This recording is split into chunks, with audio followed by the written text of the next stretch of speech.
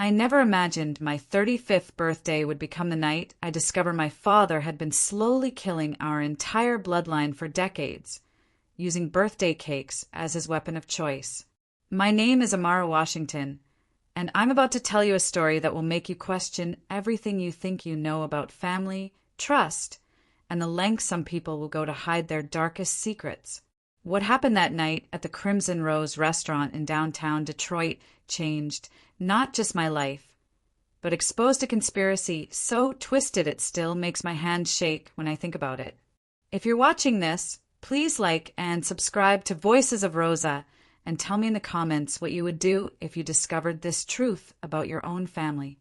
I want to know how far this story travels, because what I'm about to share with you isn't just my story, it's a warning. The evening started like any other celebration, wrapped in the kind of forced family harmony that Black families know all too well. I sat at a corner table in the Crimson Rose, watching the flicker of candlelight dance across the mahogany surfaces, while the scent of garlic and rosemary hung thick in the air like expensive perfume. The restaurant was the kind of place that whispered wealth, crystal glasses that caught the light like diamonds, leather banquettes soft as butter, and servers who moved with the practiced grace of dancers. It was exactly the type of establishment my father Lawrence would choose to make a statement, to prove he'd finally become the man he always claimed he was destined to be. The irony wasn't lost on me. Here we were, 3 Black women who'd built our lives from the ground up, sitting in a place that probably wouldn't have served our grandmothers, celebrating with a man who'd abandoned us when we needed him most. But that's the thing about family. Sometimes you keep hoping, keep believing that people can change, even when every instinct tells you to run. My sister Zoe sat across from me, her natural hair twisted into an elegant updo that showcased the delicate gold hoops our mother Claudette had given her for her nursing school graduation. At 32, Zoe still carried that infectious optimism that had gotten us through the hardest years of our childhood. Her brown eyes sparkled as she laughed at something Kendria said, the sound pure and musical, untainted by the cynicism that had taken root in my heart like a stubborn weed. Kendria Johnson, my ride or die since we were 15, sat to my right, her lawyer's instincts already picking up on the tension I was trying so hard to hide. She wore her signature red lipstick and a black blazer that meant business, even on a Friday night. Kendria had been there through everything. Mom's death, Lawrence's sudden reappearance in our lives, my decision to become a social worker specializing in family trauma. She knew me well enough to sense when something was wrong, and I could see her dark eyes studying my face with that sharp intelligence that made her such a formidable attorney. And then there was Lawrence. At 58, he carried himself with the kind of confidence that comes from years of practice, not genuine self-assurance. His salt and pepper beard was meticulously groomed, his charcoal suit expensive, but somehow wrong on his frame, like a costume he was still learning to wear. He'd been absent for most of my childhood and all of my teenage years, chasing dreams and schemes that never quite panned out, leaving Mom to raise 2 daughters on a teacher's salary while he sent sporadic child support checks and empty promises. But 5 years ago, after Mom's funeral, he'd started making an effort. Phone calls on holidays, birthday cards with crisp $100 bills inside, invitations to dinner that felt more like auditions than family time. "I want to make things right," he'd say, his voice heavy with what I'd assumed was regret. "I want to be the father you girls deserved." Tonight felt different, though. There was something in his eyes, a glittering satisfaction that made my skin crawl. He'd insisted on picking the restaurant, insisted on ordering the wine, insisted on handling every detail of my birthday dinner with an enthusiasm that felt performative, desperate. "You look just like Claudette did at your age," he said, raising his glass of Bordeaux. The comment hit like a slap. Mom had been gone for 5 years, and he still talked about her like she was a possession he'd misplaced rather than the woman who'd loved him through his worst mistakes. "To Amara," Zoe chimed in, ever the peacekeeper, lifting her glass of Moscato. 35 years of making the world a better place, one family at a time. Kendria raised her whiskey. She'd never been one for sweet drinks, and added, "To my sister who fights for families every day, even when her own has been complicated." I forced a smile and clinked glasses, but something cold was settling in my stomach. Maybe it was the way Lawrence's hand trembled slightly as he drank, or how his eyes kept darting to his watch, or the fact that he'd been unusually insistent about me trying the dessert he'd specially ordered. The main courses had been cleared, Lawrence's ribeye barely touched, Zoe's salmon devoured with appreciation, Kendria's pasta, primavera half-finished, while she gestured through another courtroom story. I'd picked at my grilled chicken, my appetite dampened by a growing sense of unease I couldn't name. The restaurant hummed with the quiet conversations of other diners, the soft clink of silverware against china, the subtle jazz playing just loud enough to create ambience without overwhelming conversation. It should have been peaceful, celebratory even. Instead, I felt like I was sitting on a powder keg, waiting for a spark. That's when she appeared. Our server for the evening had been Marcus, a friendly young man with an easy smile and perfect timing. But as the dinner wound down and we prepared for dessert, a different server approached our table. She was a young black woman, probably mid-20s, with intricate braids pulled back into a professional bun and eyes that seemed too old for her face. Her name tag read Naya, and there was something about the way she moved, deliberate, almost stealthy, that caught my attention. "Water refills?" she asked, her voice pleasant, but her gaze sharp as she surveyed our table.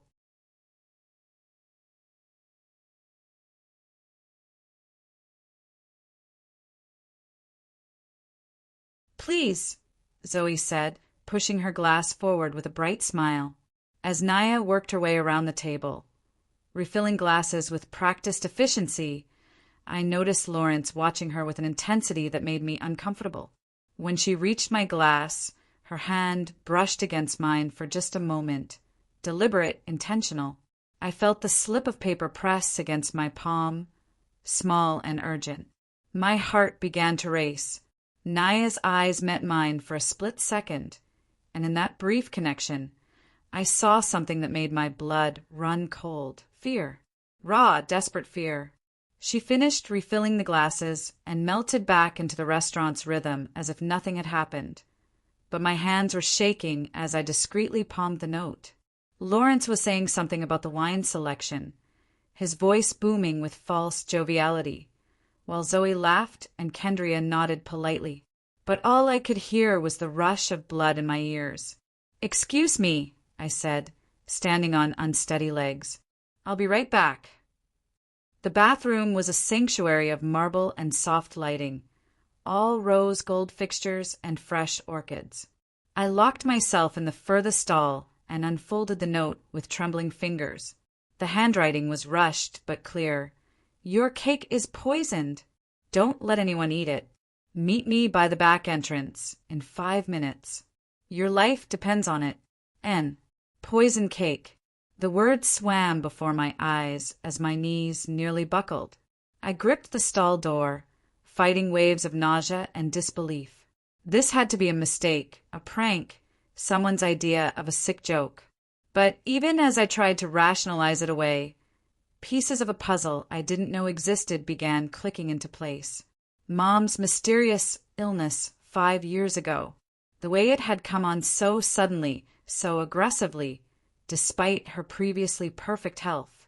The strange symptoms that had baffled doctors, neurological issues, organ failure, blood abnormalities that didn't fit any recognizable pattern.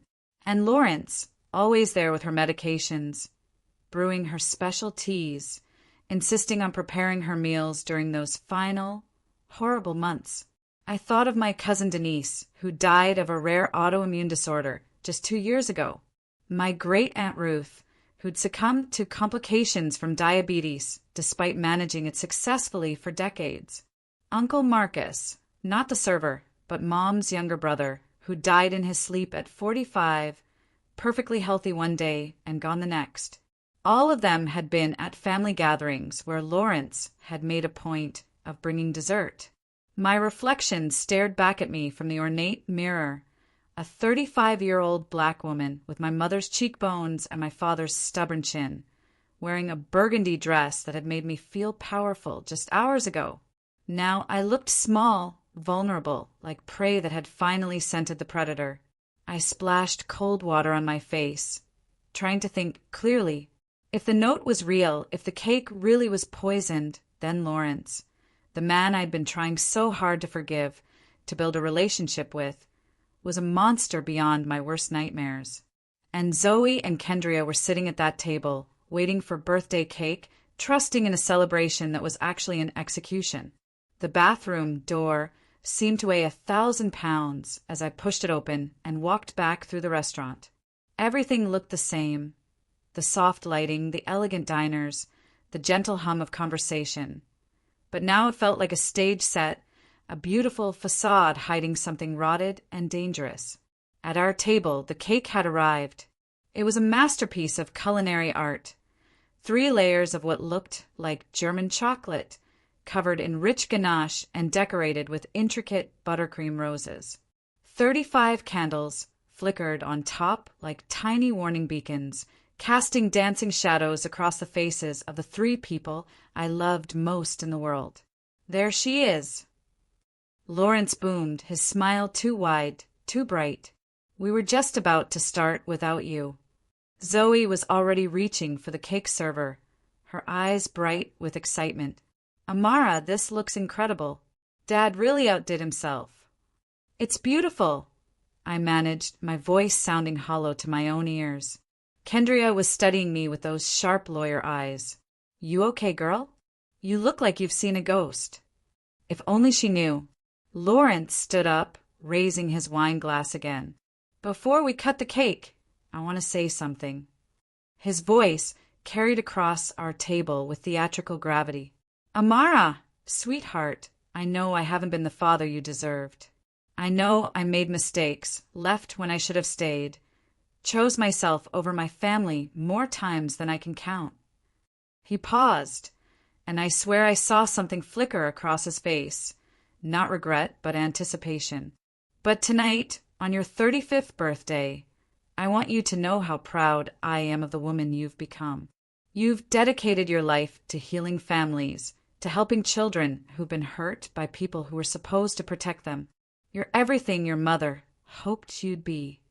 The mention of Mom made Zoe tear up, and even Kendria looked moved. But all I could think about was that note burning in my pocket and the candles flickering on a cake that might be my death warrant. So let's celebrate, Lawrence continued, his eyes locked on mine with an intensity that made my skin crawl. Let's make this a birthday you'll never forget. He sat down and gestured toward the cake with a flourish, like a magician about to perform his greatest trick. And in that moment, looking at his face in the candlelight, I saw it. The mask slipped for just an instant, and underneath was something cold and calculating and utterly without mercy. This wasn't my father celebrating my birthday.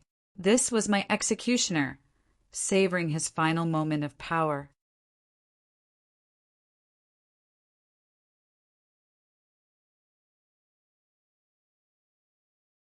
I need to step outside for some air, I announced, my voice barely steady as I pushed back from the table.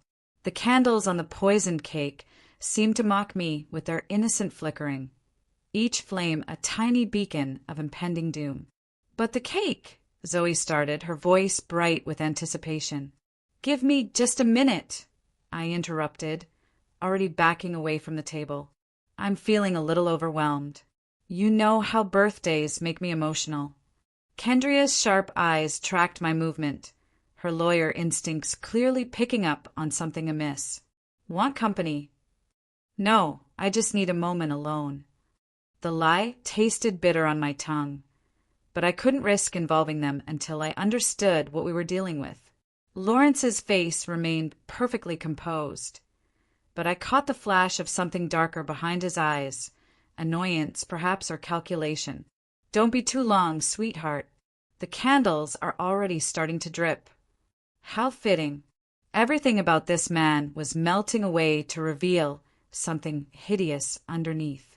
The Crimson Rose's back entrance led into a narrow alley that smelled of rain and restaurant grease, a sharp contrast to the opulent interior. Detroit's autumn air bit at my exposed arms as I waited, every shadow seeming to hide potential threats. When Naya, or whoever she really was, emerged from a service door, she moved with the fluid grace of someone accustomed to staying invisible. Up close, I could see details I'd missed in the restaurant's dim lighting. She was younger than I'd initially thought, maybe 27 or 28, with intelligent dark eyes that held depths of knowledge I couldn't fathom. Her server's uniform was perfectly pressed, but there was something about the way she carried herself that suggested this was a costume, not a career. "Thank God you came," she said, pulling off her name tag and dropping the subservient posture she'd maintained inside. When she spoke now, her voice carried the crisp authority of someone accustomed to being taken seriously. "We don't have much time. Who are you?" I demanded, wrapping my arms around myself against the cold. "What's this about poison cake? Is this some kind of sick joke?" She reached into her apron and pulled out a leather wallet, flipping it open to reveal credentials that made my blood run cold. "My name is Simone Hayes. I'm a licensed private investigator, and I've been watching your father for the past 6 months." The ID looked authentic, complete with a photograph that matched the woman standing before me. But none of this made sense. Watching him. Why? "Because someone hired me to protect you, Amara. Someone who knew Lawrence was planning to kill you tonight." The words hit like physical blows. "Kill me? You're talking about murder. That's insane. He's my father." Simone's expression was grim as she pulled out a manila envelope, thick with documents. "The man you call Lawrence Washington isn't your father. His real name is Marcus Thornfield, and he's been living a lie for over 25 years. My knees nearly buckled. The alley seemed to tilt and spin around me as I grabbed the brick wall for support. That's impossible. I've seen his driver's license, his social security card, all expertly forged. Marcus Thornfield was involved in medical experiments conducted on black families in Detroit during the 1960s and 70s.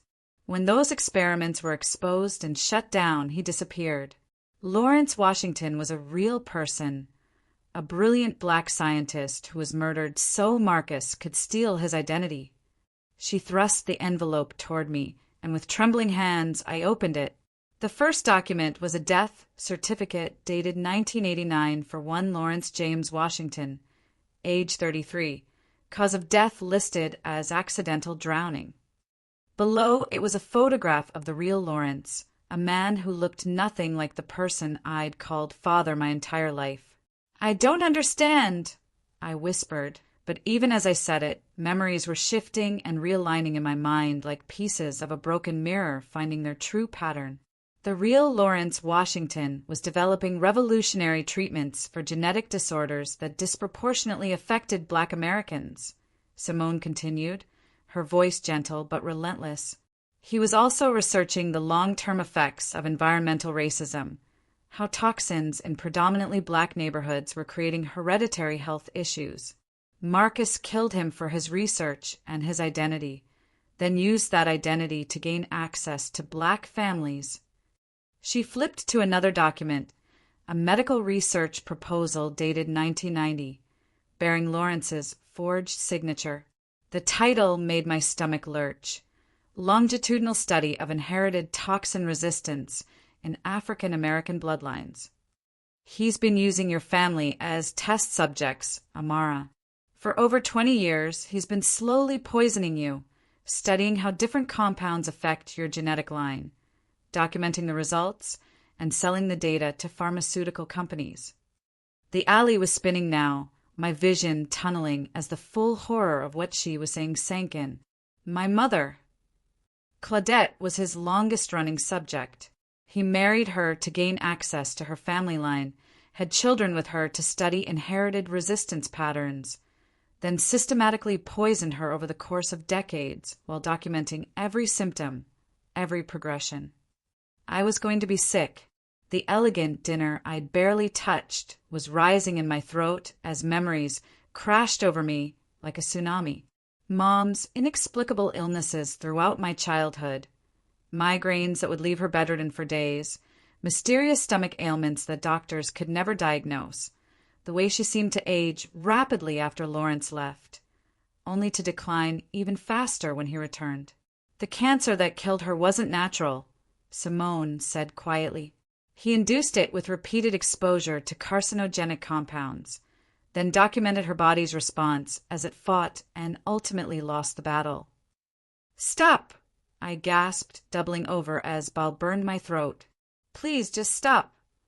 But Simone pressed on, her voice heavy with what sounded like personal pain. "He left when you were children not because he was chasing dreams, but because the experiments required control groups. He needed to study what happened to his subjects when the poisoning stopped, how their bodies recovered, what their baseline health looked like after years of exposure." The manila envelope trembled in my hands as I forced myself to look at more documents.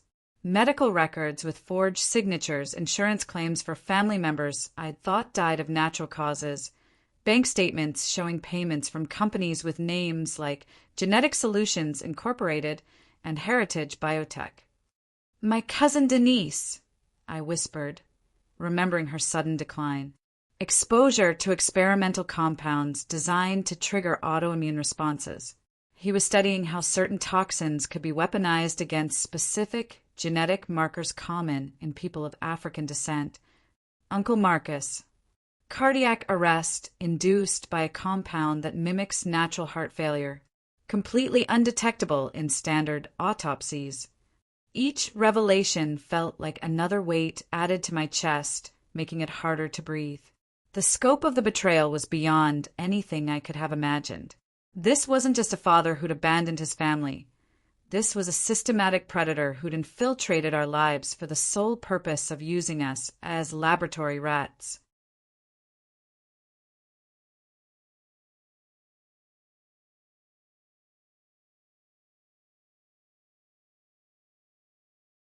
"Great Aunt Ruth," I said, barely able to form the words. "Neurological deterioration caused by heavy metal poisoning administered through her diabetes medication. He volunteered to help manage her prescriptions, remember?" I did remember. Lawrence had been so helpful, so attentive to our elderly relatives.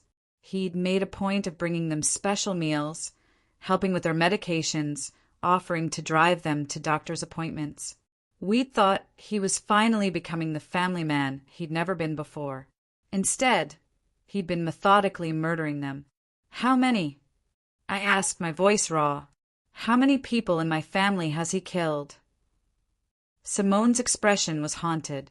"Based on the documentation I've uncovered, at least 14 people over the past 25 years. But there are gaps in the records, periods where he was more careful about documentation. The real number is probably much higher. 14 people. 14 lives snuffed out so this monster could satisfy his scientific curiosity and line his pockets. My family hadn't just been unlucky with health issues. We'd been systematically exterminated. But why tonight?" I asked, struggling to make sense of the timeline. "Why poison the cake now?" Simone pulled out her phone and showed me a series of text messages. "Because someone's been asking questions. My client, the person who hired me to protect you, has been investigating the pattern of deaths in your family. Marcus knows he's been exposed, so he's accelerating his timeline. Tonight's cake contains enough oleander extract to kill you, your sister, and your friend within hours." "Oleander," I repeated numbly. "That's a plant toxin that mimics heart failure. It would look like you all suffered simultaneous cardiac events. Tragic, but not impossible, especially given your family's history of heart problems. A history he manufactured by poisoning your relatives for decades." The full picture was crystallizing now. each horrible detail snapping into place with sickening clarity. Lawrence's insistence on handling the cake, his nervousness during dinner, the way he kept checking his watch. He'd been counting down to our deaths. "Your sister and friend are still in there," Simone said urgently. "They're probably wondering where you are, maybe getting ready to start without you." Panic shot through me like electricity. Zoe and Kendria were sitting at that table with a man who'd spent decades perfecting the art of murder, waiting to share a dessert that would kill them. I had to get back, had to stop them, but how could I explain any of this without sounding completely insane? "There's more," Simone said, her voice dropping to a whisper. "The DNA analysis in his files shows that you and Zoe aren't even his biological children. Your real father was Lawrence Washington, the man he murdered. Claudette was pregnant when she met Marcus, already carrying Lawrence's children. He killed her father and then spent decades slowly killing them." The alley tilted again, and this time I couldn't stay upright. I slumped against the brick wall, my legs finally giving out under the weight of these revelations. Everything I believed about my life, my family, my identity, it was all a lie built on a foundation of murder and betrayal. "Why are you telling me this?" I asked, my voice barely audible. "Who hired you? Who even knows about all this?" For the first time since we'd started talking, Simone hesitated. When she spoke, her voice carried a note of something personal, something that suggested this wasn't just a job for her. Someone who's been tracking Marcus Thornfield for a very long time. Someone who lost their own family to his experiments and has been building a case against him for years. She pulled out one more document, a birth certificate that made my world tilt on its axis yet again. "Someone who has just as much right to justice as you do," she said quietly. "My real name isn't Simone Hayes. It's Simone Washington. Lawrence Washington was my father, too." The birth certificate in my hands felt like it was burning my fingertips. Simone Washington. The name stared back at me in official black type, dated 3 years before my own birth, listing Dr. Lawrence James Washington as the father and a woman named Patricia Hayes as the mother. "You're my sister," I whispered, the words feeling foreign and impossible on my tongue. Simone's eyes, our father's eyes, I realized now, filled with tears she'd been holding back throughout this entire devastating conversation. "Half-sister. Dad was married before he met your mother. My mom died in a car accident when I was 12 and Dad was all I had. When Marcus killed him and stole his identity, I lost everything." The alley seemed to be closing in around us, the brick walls pressing closer as the magnitude of this revelation crashed over me. Not only had the man I'd called father murdered my real father, but he'd also orphaned my sister and condemned both of us to lives built on lies and slow poison. "How long have you known?" I asked, my voice barely a whisper. "About Dad's murder?" "I've suspected for years, but I only got confirmation 6 months ago when I finally tracked down the real medical examiner's report. The accidental drowning was a cover-up. Dad had been beaten to death, his body dumped in the Detroit River to make it look like an accident."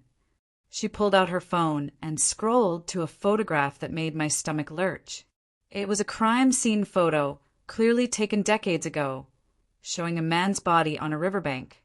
Even through the degradation of time and violence, I could see the resemblance, the strong jawline Zoe and I had inherited, the broad shoulders, the long fingers that in life had probably been gentle and precise. "Dr. Lawrence Washington wasn't just any scientist," Simone continued, her voice thick with pride and grief. "He was a biochemical genius who dedicated his life to understanding and reversing the effects of environmental racism. He discovered that certain toxins were being deliberately introduced into predominantly black neighborhoods. Lead in the water, industrial chemicals in the air, pesticides in food sources, and he was developing treatments to counteract the genetic damage these poisons caused."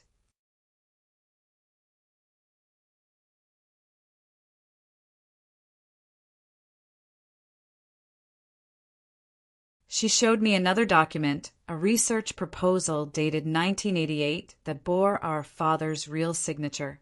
The title read, Melanin-Based Antidotes, Developing Targeted Treatments for Environmental Toxin Exposure in African American Populations. Marcus was part of a government-funded program that was doing the exact opposite of Dad's work, she explained. While Dad was trying to heal communities, Marcus and his colleagues were developing ways to harm them more efficiently. They were creating chemical weapons that would target genetic markers specific to people of African descent. The implications hit me like a physical blow. Chemical weapons. Compounds that would cause cancer, neurological damage, organ failure, autoimmune disorders. All designed to look like natural health disparities rather than deliberate attacks. The perfect genocide weapon, invisible and untraceable. My legs finally gave out completely, and I slid down the brick wall until I was sitting on the cold alley pavement. The scope of this conspiracy was beyond anything I could have imagined. This wasn't just about my family, this was about systematic extermination of an entire race. When Dad got too close to exposing the program, they eliminated him, Simone said, crouching down beside me. But they needed his research to continue their work, so Marcus stole his identity and infiltrated his life. He married your mother not just to gain access to Dad's notes, but because she and Dad had been working together. Claudette was a biochemist too, specializing in genetic inheritance patterns. Another piece of my life crumbled. Mom was a scientist. Dr. Claudette Williams, one of the most promising researchers of her generation.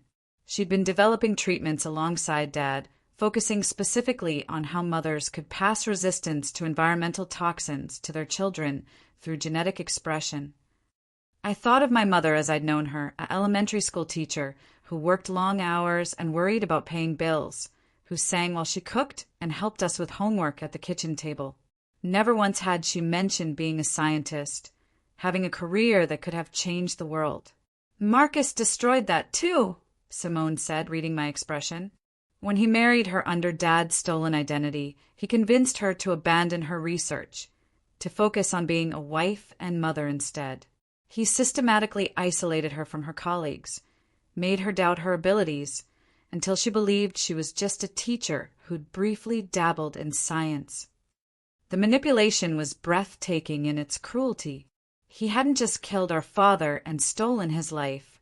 He'd psychologically broken our mother, convincing her to give up everything that made her brilliant and unique. But he kept her notes, Simone continued. All of her research, all of Dad's work, he's been using it to refine his experiments for over 2 decades. Every time he poisoned someone in your family, he was testing both their theories and his own. How much toxin could a body with certain genetic markers handle? How long did it take for symptoms to manifest? Could resistance be passed down through generations? She pulled out a thick folder filled with medical charts and laboratory reports. Page after page of clinical observations, written in handwriting I recognized as Lawrence's, no Marcus's, documenting the decline and death of my relatives with the cold precision of a scientist studying lab rats. Claudette, Washington, subject A1. I read from one report, my voice breaking. Administered compound 47X through daily tea preparation over 18-month period. Subject shows remarkable resistance to neurological effects, possibly due to genetic marker identified in previous research. I couldn't read anymore. This was my mother's death sentence, written in the clinical language of medical experimentation. Every cup of tea he'd made her, every meal he'd prepared during those final months when we thought he was being caring and attentive, he'd been slowly murdering her while taking notes on her suffering. Denise Richardson, subject B12, another report began. Second generation test, daughter of subject A7 deceased. Administered autoimmune trigger through birthday dessert. Symptoms manifested within 72 hours, as predicted. Stop, I gasped, but I couldn't stop reading. The reports documented not just the murders, but the systematic study of my entire bloodline. Cousins, aunts, uncles, even family friends who'd attended our gatherings. All of them reduced to clinical observations in Marcus's twisted research. The worst part, Simone said quietly, is that it's working. The data he's collected over the past 25 years has been sold to pharmaceutical companies and government contractors around the world. They've used his research to develop new compounds, more efficient delivery methods, better ways to target specific populations without detection. She showed me bank statements that made my head spin. Payments of hundreds of thousands of dollars from companies with innocuous names like Heritage Health Solutions and Genetic Research Associates. Contracts with government agencies I'd never heard of, all funneling money to Marcus in exchange for data obtained through the systematic murder of my family. How many others? I asked, though I wasn't sure I wanted to know the answer. Based on what I've been able to trace, at least 12 other families in Detroit alone. All of them with similar patterns, mysterious illnesses, early deaths, and one family member who seemed to escape the worst of it while being positioned to inherit or control family assets. The scope was staggering. Hundreds of people, maybe thousands, murdered over the course of decades to fuel research into more efficient ways to commit genocide. And at the center of it all was the man I'd spent my adult life trying to forgive, trying to build a relationship with. "There's something else," Simone said, her voice dropping to barely above a whisper. "The compounds they've developed aren't just being tested, they're being deployed. Water supplies in predominantly black neighborhoods, food additives and products sold primarily in those areas, even medications prescribed disproportionately to black patients. The health disparities everyone talks about, many of them aren't natural, they're manufactured." The alley was spinning around me now, the full horror of what she was saying too large to fully comprehend. This wasn't just about my family's murders. This was about ongoing genocide hidden in plain sight, disguised as natural health problems. Why tonight? I managed to ask, why is he accelerating the timeline now? Simone's expression darkened. Because I found him. 6 months ago, I finally tracked him down and started building a case. But I wasn't careful enough. He figured out someone was investigating him. The client who hired me to protect you? That was me, using a shell company to cover my tracks. But he knows someone's getting close, so he's eliminating the remaining witnesses. Witnesses to what? To Dad's real research. You and Zoe aren't just his victims. You're living proof of Dad and Mom's work. Your genetic profiles show resistance to most of the compounds he's tested. Resistance that shouldn't exist unless you'd been exposed to Dad's experimental treatments.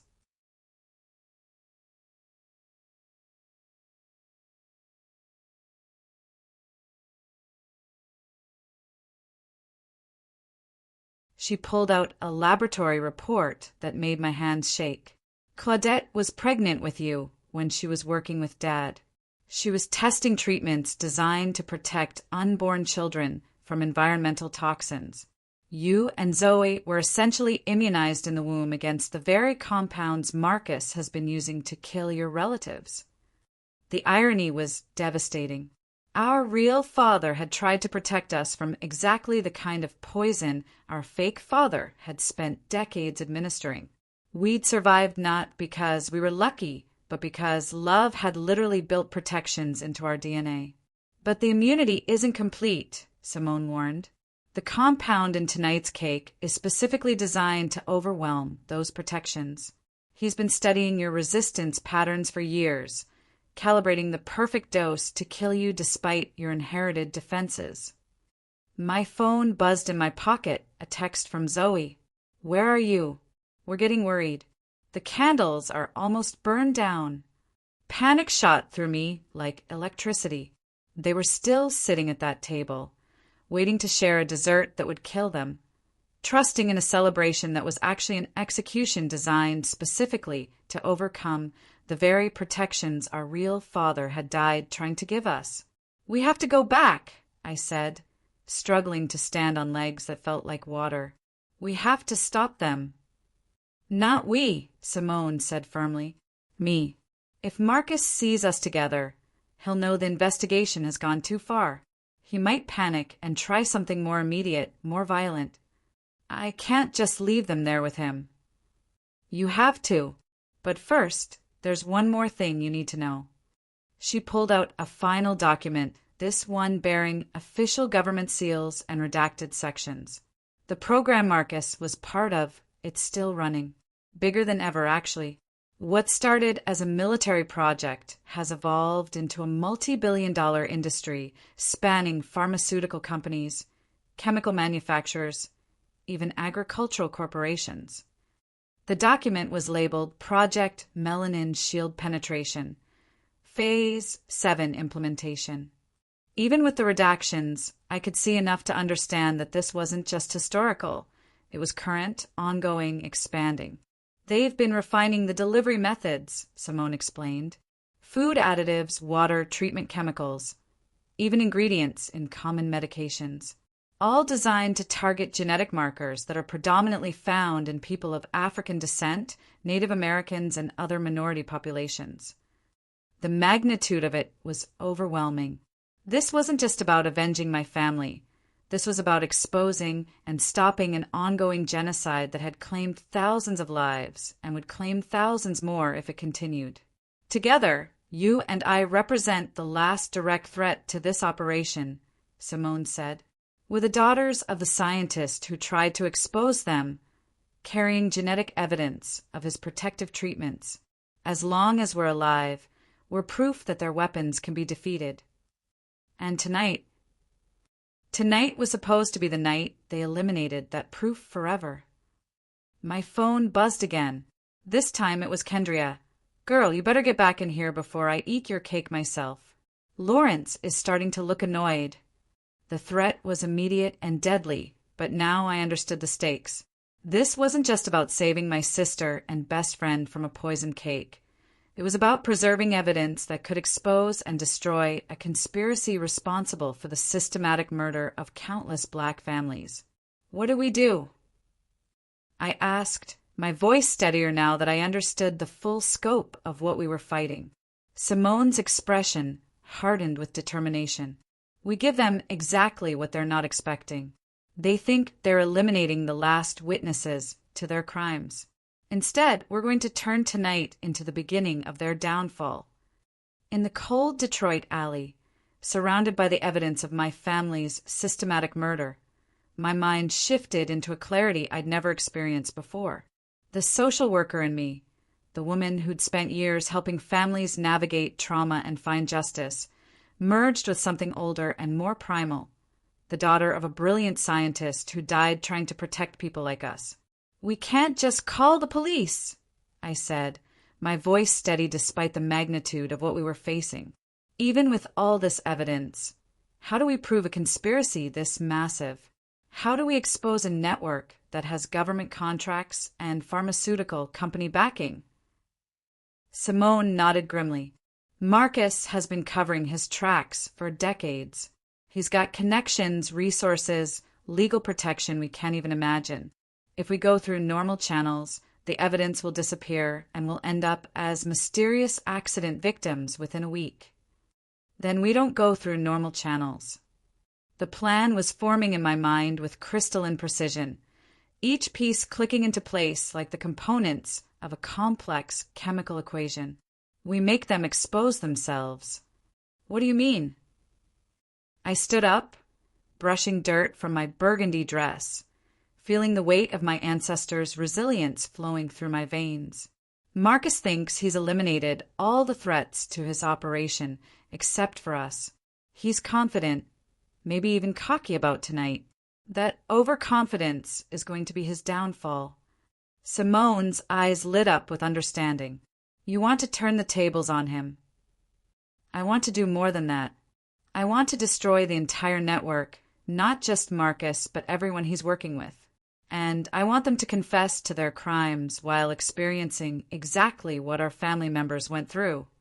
The magnitude of what I was proposing should have terrified me.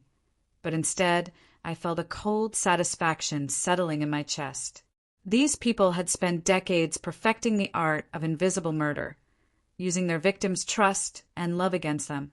It was time they learned what it felt like to be on the receiving end of their own techniques. How?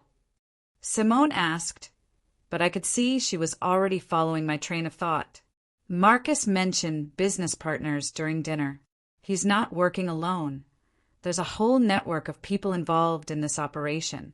If we can get them together, get them talking, get them to confess while we record everything. We'd need more than just recordings, Simone pointed out. We'd need evidence so overwhelming, so public, that it couldn't be suppressed or discredited. I pulled out my phone and started scrolling through my contacts. Then we make sure it's public. Kendria isn't just my best friend. She's one of the most respected civil rights attorneys in Detroit. She has connections with investigative journalists, federal prosecutors, civil rights organizations. If we can give her irrefutable evidence of systematic genocide, the story would explode across every news outlet in the country, Simone finished, her voice filled with growing excitement. Exactly. But first, we need to get that evidence. And we need to make sure Marcus and his partners can never hurt another family. My phone buzzed again, another text from Zoe. Seriously, where are you? Lawrence is getting weird and keeps asking if you're feeling okay. The predator was getting nervous. Good. I need to go back in there, I said, my mind racing through the logistics. I'll pretend the warning was just someone's idea of a sick joke. Make him think his plan is still working. That's incredibly dangerous.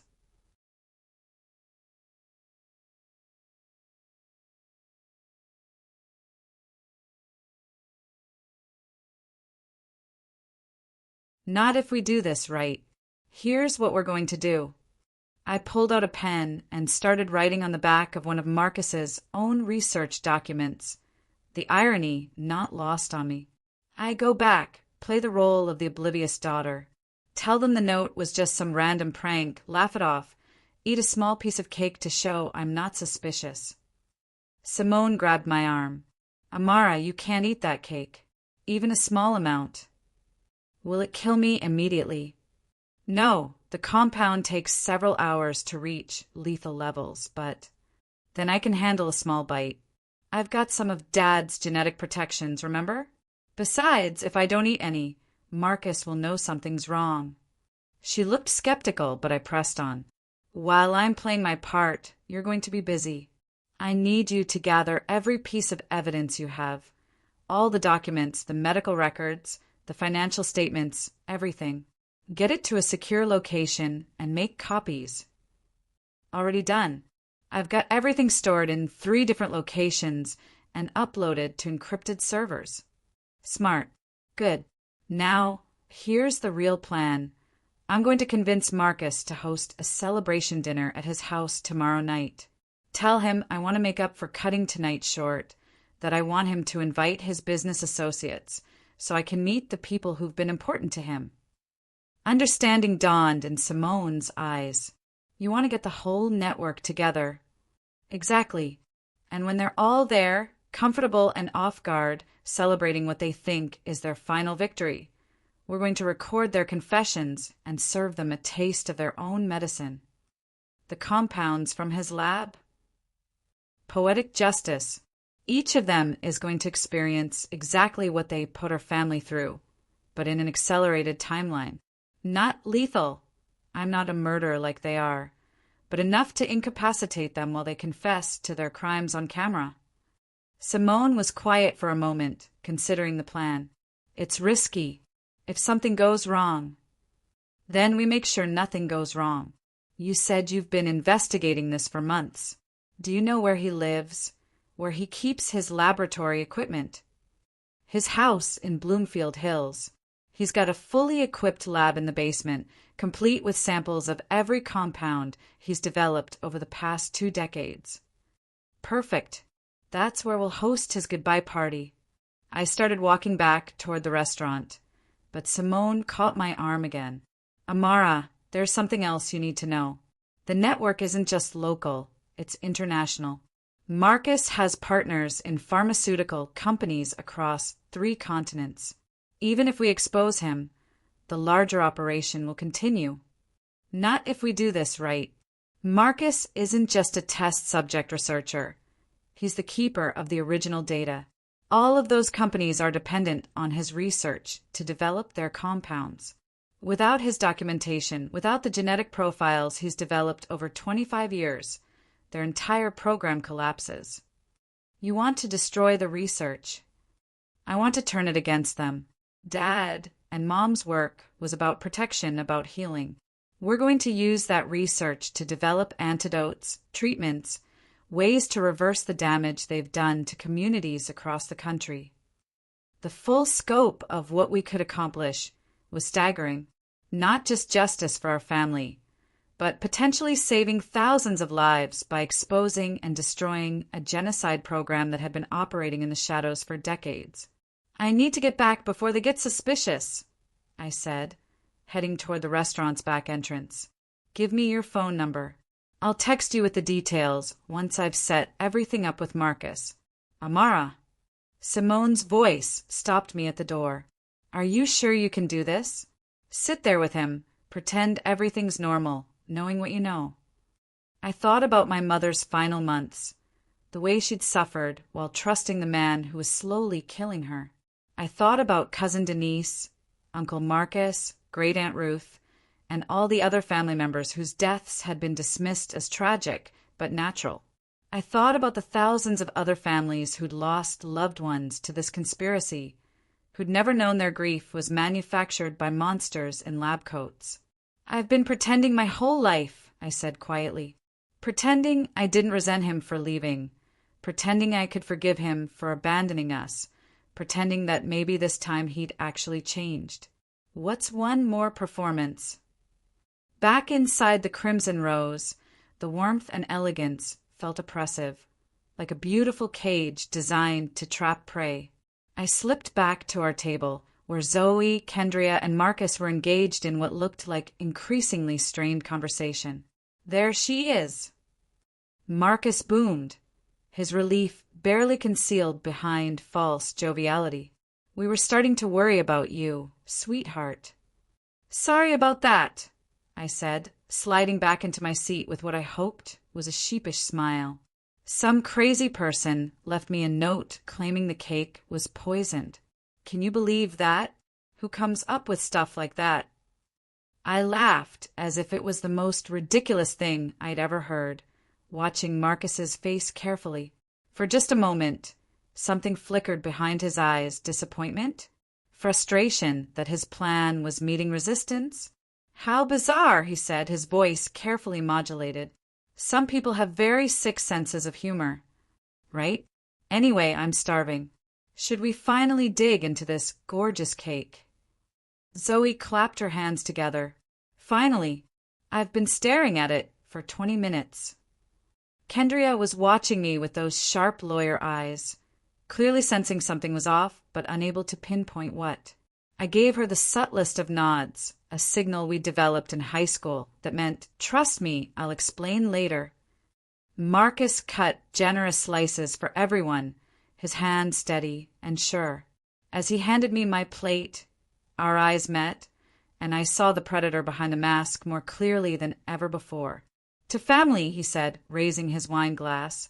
To family, I echoed, lifting my own glass while my free hand discreetly activated the voice recording app on my phone. I took a small bite of the cake, letting the rich chocolate dissolve on my tongue while fighting every instinct that screamed at me to spit it out. It tasted normal, delicious even, which somehow made it more horrifying. Death disguised as celebration, poison wrapped in sweetness. This is incredible, I said, taking another tiny bite. Where did you get it made? A special place, Marcus replied, watching me eat with barely concealed satisfaction. They use very unique ingredients. Zoe was already halfway through her slice, raving about the frosting. Kendria had taken a few bites before pushing hers aside. She'd never had much of a sweet tooth. Marcus finished his own piece with obvious pleasure, seemingly immune to the very poison he'd laced it with. Just as Simone had said, he built up a tolerance over years of self-experimentation. "Dad," I said, setting down my fork after consuming what I hoped was a survivable amount. "I've been thinking about what you said earlier about wanting to make things right between us." His attention sharpened, like a shark scenting blood in the water. "Of course, sweetheart. That's all I want."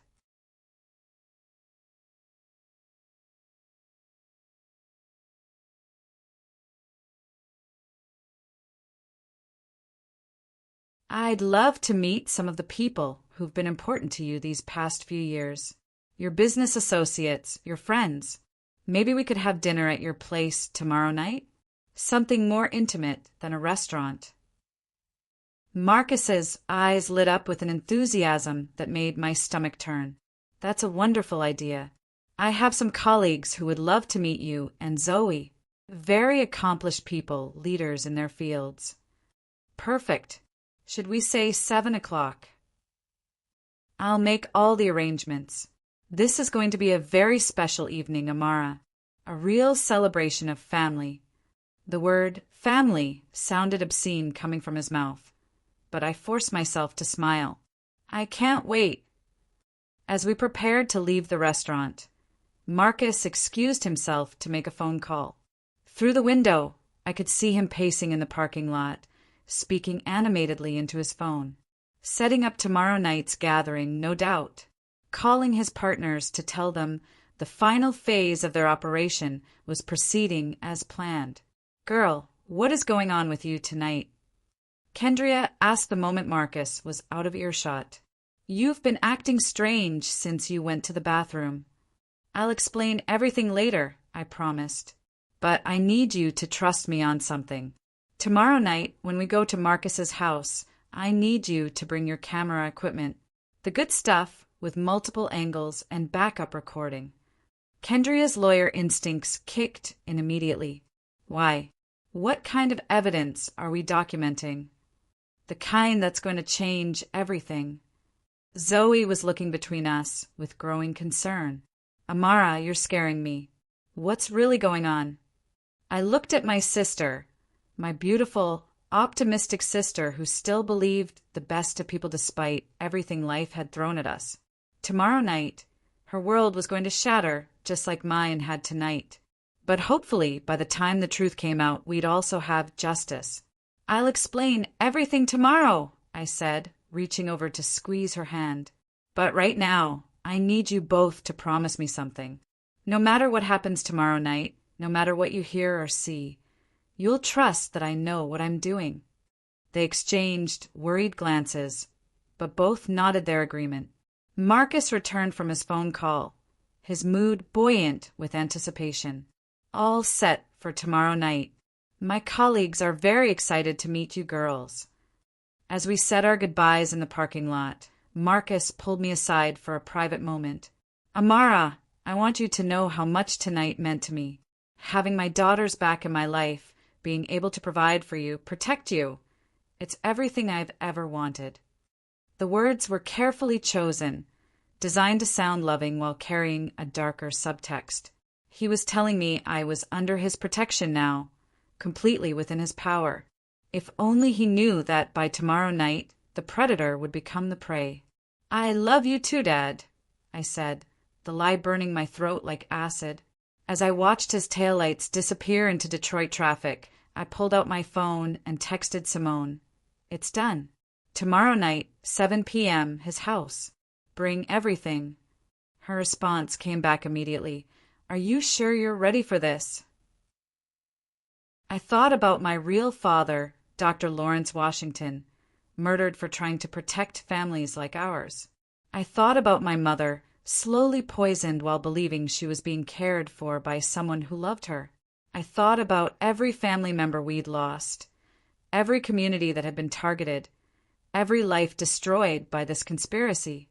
"I've been ready my whole life," I typed back. "Time to end this." The next 24 hours would determine not just whether we got justice for our family, but whether we could stop a genocide program that had been operating in the shadows for decades.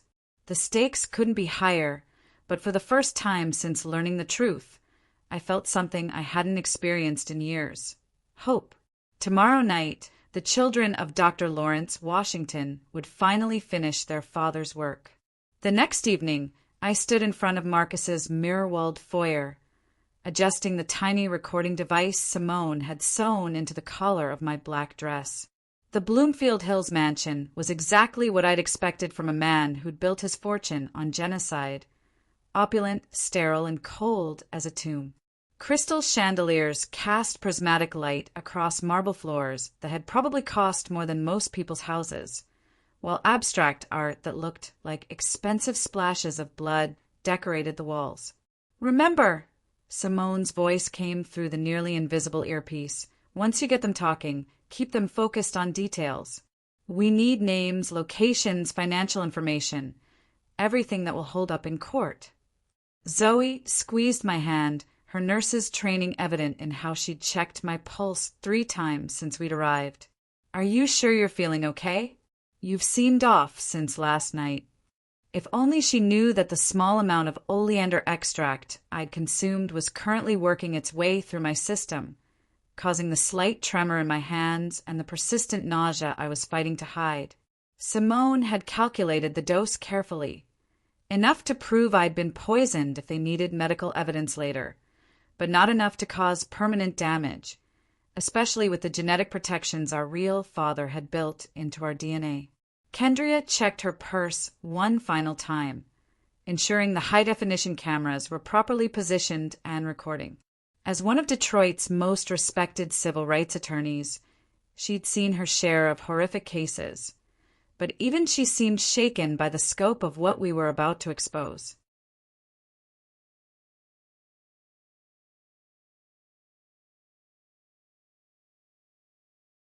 "Ladies, welcome to my home." Marcus's voice boomed through the foyer as he approached, wearing a navy suit that probably cost more than Zoe's monthly salary. His eyes glittered with anticipation, like a spider watching flies enter its web.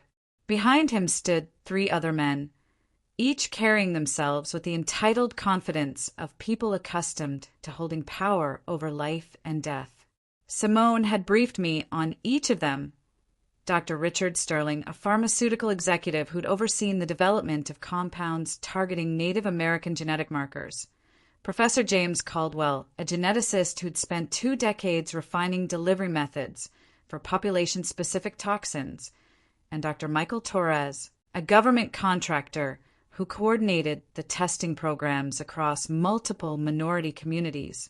"Amara, Zoe, Kendria," Marcus said with performative warmth, "I'd like you to meet some of my closest colleagues. These are the men who've helped me build something truly extraordinary over the past 25 years. The choice of words made my skin crawl.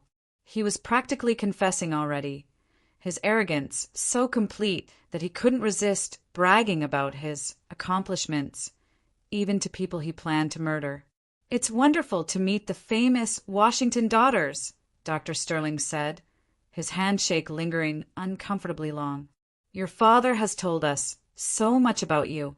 Such remarkable genetic specimens." Specimens. The word hit like a physical blow, but I forced myself to smile. How nice. Dad's never mentioned his work friends before. "What kind of business are you all in?" "Medical research," Professor Caldwell replied with obvious pride. "We're developing targeted treatments for various population groups. Very cutting-edge work." "Targeted treatments," I repeated, my voice carefully neutral while my phone recorded every word. "That sounds fascinating. What kind of populations do you focus on?" The 4 men exchanged glances, clearly debating how much to reveal. Marcus made the decision for them, his confidence in his own invulnerability overriding any caution. "We specialize in understanding how different ethnic groups respond to various compounds," he said, leading us into a dining room that looked like something from a museum.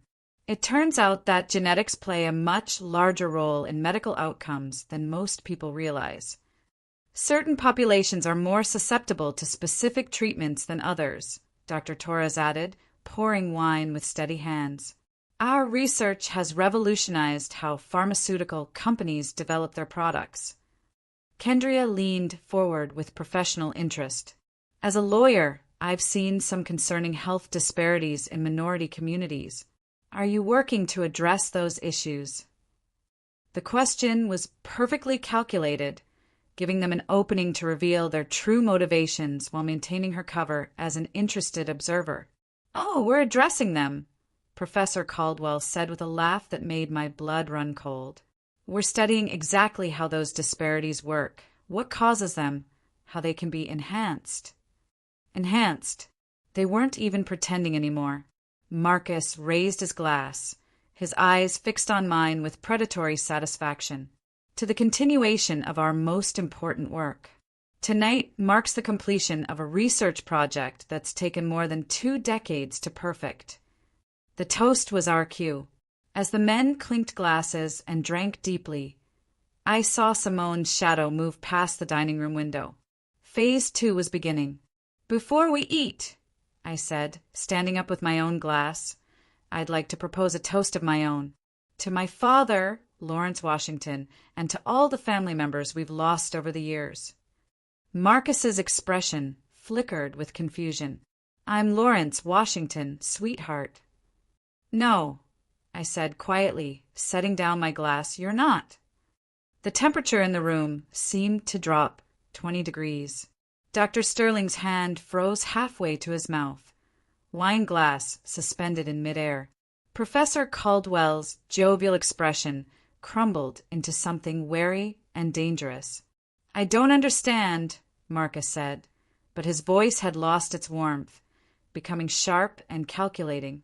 "Dr. Lawrence James Washington was my father," I continued, pulling out my phone and scrolling to the photograph Simone had shown me. "A brilliant scientist who was murdered in 1989 so that you, Marcus Thornfield, could steal his identity and infiltrate his family." The silence that followed was deafening. I could see the moment each man realized their cover was blown, their faces cycling through shock, fear, and finally, cold anger. "You killed my real father," I pressed on, my voice gaining strength with each word. "You married my mother under false pretenses, then spent 25 years slowly poisoning her and our entire family while documenting our deaths for your research." Dr. Torres stood up abruptly, his chair scraping against the marble floor. "Marcus, what the hell is she talking about?" "Sit down, Michael," Marcus said, his voice deadly quiet. "Let me handle this." But it was too late. The wine they'd consumed, wine that Simone had replaced with her own experimental compounds while they'd been greeting us in the foyer, was already taking effect. Dr. Sterling's hands began to tremble, the same neurological symptoms my cousin Denise had experienced before her death. Professor Caldwell was developing the rapid heartbeat that had preceded Uncle Marcus's cardiac arrest. "You see, gentlemen," I said, walking slowly around the table like a predator circling wounded prey, "my sister Simone, your former victim who somehow escaped your notice, has been studying your methods for years. She knows exactly which compounds you used on which family members, and she's very good at calculating appropriate doses." "Simone," Marcus whispered, and for the first time I saw genuine fear in his eyes. "Dr. Lawrence Washington's eldest daughter, the one you thought died in the same accident that killed her mother. Surprise, she survived, and she's been hunting you ever since." The room erupted into chaos as the compounds took full effect. Dr. Sterling collapsed to his knees, foam coming from his mouth as he experienced the same seizures he'd induced in dozens of Native American test subjects. Professor Caldwell clutched his chest, his face contorting with the cardiac distress he'd perfected through years of experimentation on Black families. Dr. Torres fell backward off his chair, his nervous system shutting down just like the victims of his government-sanctioned genocide programs. Only Marcus remained standing, his years of self-dosing having built up enough tolerance to resist the immediate effects.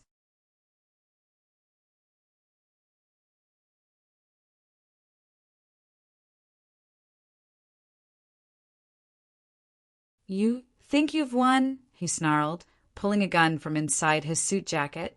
"You think exposing us will change anything? There are programs like this operating on 6 continents. We've killed thousands of people and will kill thousands more." "You're right," I said calmly, not even flinching at the weapon pointed at my chest. "You have killed thousands, but you won't kill any more." The dining room windows exploded inward as FBI agents rappelled through the glass, their tactical lights blazing like divine judgment. The front door splintered off its hinges as more agents flooded the house, shouting commands and training weapons on the 4 men who'd spent decades believing they were untouchable. "FBI, drop your weapon." Marcus's gun clattered to the floor as Agent Sarachin, one of Kendria's law school classmates who'd been investigating suspicious patterns in minority health outcomes, stepped through the shattered window. "Marcus Thornfield, also known as Lawrence Washington, you're under arrest for conspiracy, murder, and crimes against humanity," she announced, snapping handcuffs around his wrists while he convulsed from delayed compound effects. As paramedics rushed in to treat the other 3 men, not to save their lives, but to ensure they survived long enough to face trial, I felt Simone's arms wrap around me from behind. "It's over," she whispered in my ear. "It's finally over." But it wasn't just over, it was the beginning of everything. Within hours, news trucks surrounded the mansion as reporters struggled to comprehend the scope of the story. The Detroit family experiments dominated every news cycle, with investigative journalists uncovering decades of systematic genocide hidden within legitimate medical research. The evidence we'd gathered, combined with the recorded confessions from that final dinner, triggered congressional hearings that exposed pharmaceutical companies, government contractors, and research institutions across 3 continents. Stock prices plummeted as corporations scrambled to distance themselves from the scandal. Government officials resigned in disgrace as their connections to the genocide programs became public knowledge. In the months that followed, Kendria led a legal battle that resulted in the largest civil rights settlement in American history. Hundreds of families who'd lost loved ones to the experimental programs received compensation, while the assets seized from Marcus and his network funded medical treatment for survivors still suffering from long-term exposure effects. But the most important victory was personal. Zoe, after the initial shock of learning our entire family history had been built on lies, channeled her nursing skills into helping other poisoning victims recover their health. Her natural optimism, tested but not broken, became a beacon of hope for communities that had been systematically targeted. "I keep thinking about Mom," she said one evening as we sat in the foundation offices we'd established in downtown Detroit. How she suffered, how she never knew the truth. But she also never gave up fighting, never stopped believing in the power of family and love. Maybe that's the real victory, that love survived despite everything they tried to destroy. Kendria had taken a leave of absence from her law firm to coordinate the legal response full-time, working 18-hour days to ensure every victim's family received justice, watching her demolish corporate lawyers and government officials in congressional hearings. I understood why she'd become one of the most feared attorneys in the state. They thought they could hide genocide behind medical terminology, she said during one of her testimony sessions. They thought if they killed us slowly enough, quietly enough, no one would notice. They were wrong. The foundation we established in Dr. Lawrence Washington's name became more than just a memorial. It became a center for revolutionary medical research. Using our father's original notes, which Simone had discovered hidden in safety deposit boxes across 3 states, we developed treatments that could reverse many of the effects of long-term toxin exposure. The hidden research was more comprehensive than we'd ever imagined. Dr. Washington hadn't just been working on antidotes. He'd been developing genetic therapies that could repair damage at the cellular level, effectively healing communities that had been poisoned for generations. Your father wasn't just trying to protect individuals, Dr. Maya Patel, the geneticist we'd hired to continue his work, explained as she showed us the latest research results. He was trying to ensure the survival and thriving of entire populations. This research could revolutionize how we treat environmental racism, how we heal communities that have been systematically targeted. Standing in the laboratory where my real father's work was finally coming to fruition, I felt a connection to him that transcended death. Every family we helped, every life we saved, every community we healed was a continuation of his mission. Simone and I had found more than justice. We'd found each other. 2 sisters, separated by tragedy and reunited by truth, carrying on her father's legacy while building something new and powerful from the ashes of our shared trauma. Do you think he would be proud? Simone asked one evening as we watched the sunset from the Foundation's rooftop garden, a living memorial to all the family members we'd lost. I think he'd be amazed, I replied, thinking about the global network of researchers now using his methods to heal communities around the world. He tried to save one generation, and we're saving all the generations that come after. The birthday that had begun with poison had ended with purpose. The cake that was meant to kill us had instead awakened a power we never knew we possessed. Marcus Thornfield's genocide program had been designed to eliminate strong black bloodlines, but instead it had forged us into something unbreakable. This story shows us that even our deepest wounds can become our greatest strengths. The trauma that was meant to destroy us became the foundation for healing others. The lies that were meant to keep us powerless became the truth that set entire communities free. What's your story of turning pain into power? What wounds have you transformed into sources of strength? Share your journey in the comments below, because your story might be exactly what someone else needs to hear to begin their own transformation. Sometimes the most beautiful revenge isn't destruction, it's creation. It's taking everything they tried to use against you and building something so powerful, so healing, so revolutionary that changes the world. And that's exactly what we did.